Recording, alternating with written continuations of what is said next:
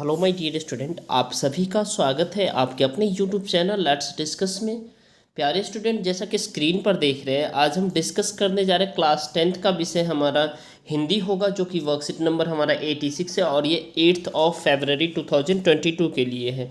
तो प्यारे स्टूडेंट, आज का जो हमारा विषय है हिंदी में माता का आंचल, इससे पहले भी हमने इसका वर्कशीट ही पढ़ा है, ठीक है, जो कि लिटरेचर सेक्शंस का है, जिसे लिखा है सी पूजन सहाय। ठीक है, तो प्यारे बच्चों, अभी तक के पिछले कार्यपत्र में माता का आंचल की कहानी से में पिता पुत्र के बचपन के कुछ वत्सल प्रेम एवं खेलों के बारे में जाना है, यानी पिता पुत्र जो है ना, वो रिश्ता जो था बचपन का, ठीक है, उसके बारे में हमने समझा है। पुत्र प्रेम एवं उनके क्रियाकलापों के बारे में माता पिता के आसपास संवाद को भी सुना है। तो आइए आज और देखते हैं ग्रामीण अंचल में बचपन में बच्चों का जीवन किस प्रकार आगे बढ़ता है और माता पिता द्वारा किस प्रकार उन पर प्रेम लुटाया जाता है। ठीक है, तो देखिए, फिर जब हमसे खट्टा मीठा चुम्मा मांगते, तब हम बारी बारी कर अपना बाय और दाहिना गाल उनके मुंह की ओर फेर देते। अर्थात कहने का मतलब सी पूजन सहाय लेखक खुद कह रहे अपने पापा जी के बारे में। जब भी पापा जी पप्पी मांगते तो हम उन्हें जो है ना, अपनी गाल जो है ना उनके इधर दे देते और वो किस कर लेते उनके पापा जी। बाएं का खट्टा चुम्मा लेकर जब दाहिने का मीठा चुम्मा लेने लगते, तब अपनी दाढ़ी या मूछ हमारे कोमल गालों पर गड़ा देते। तो कहने का मतलब जब वो चुम्मा लेते तो दाढ़ी या मूछ जो खड़ा होता है तो वो गड़ा देते थे। हम झुझलाकर फिर उनकी मूछें नोचने लग जाते, यानी लेखक कह रहा है अपनी पापा जी का मूछें नोचने लग जाते थे। इस पर वह बनावटी रोने लगने और हम अलग खरे खरे खिलाकर हंसने लग जाते थे। ठीक है, तो ये अलग अलग तरीका है डियर स्टूडेंट ये बोलने का, बताने का। ठीक है, तो उस समय जो किस तरह से वो अपने पिताजी से लगाव था इनका, उनके साथ हंसते हंसते जब हम घर आते तब उनके साथ ही भी हम भी चौक पर खाने बैठते थे। यानी उनके साथ हम चौक पे क्या करते थे, खाना, चौक होता है जहाँ पे मतलब छोटा सा बाजार होता है, वह हमें अपने ही हाथ से फूल के एक कटोरे में गोरस और भात सान कर क्या करते, खिलाते। ठीक है, जब हम खाकर अफर जाते, जब ज़्यादा खा लेते, ठीक है, तब मैया और खिलाने के लिए हट करती थी। वह बाबूजी से कहने लगती, आप तो 4-4 दाने की कौर बच्चे के मुंह में देते जाते हैं, इससे वह थोड़ा खाने पर भी समझ लेता है कि हम बहुत खा गए हैं। आप खिलाने का ढंग नहीं जानते, बच्चों को मुंह कौर खिलाना चाहिए, यानी पूरे मुंह कंप्लीटली जो है ना खिलाना चाहिए।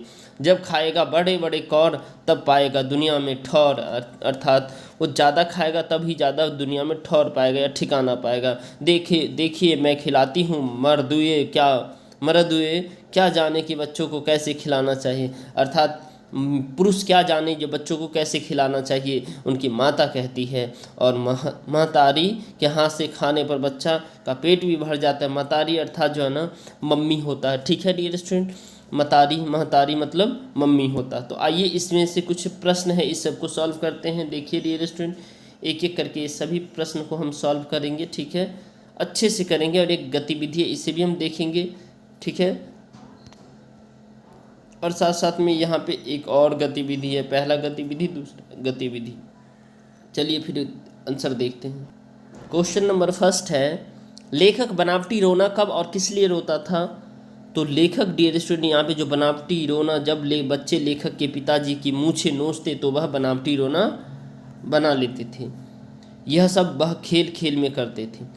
मीठे चुम्मा के समय लेखक के पिता क्या करते थे, तो मीठे चुम्मा के समय लेखक के पिता उनके कोमल गाल पर दाढ़ी या मूछ गाड़ देते थे। ठीक है, गड़ा देते थे।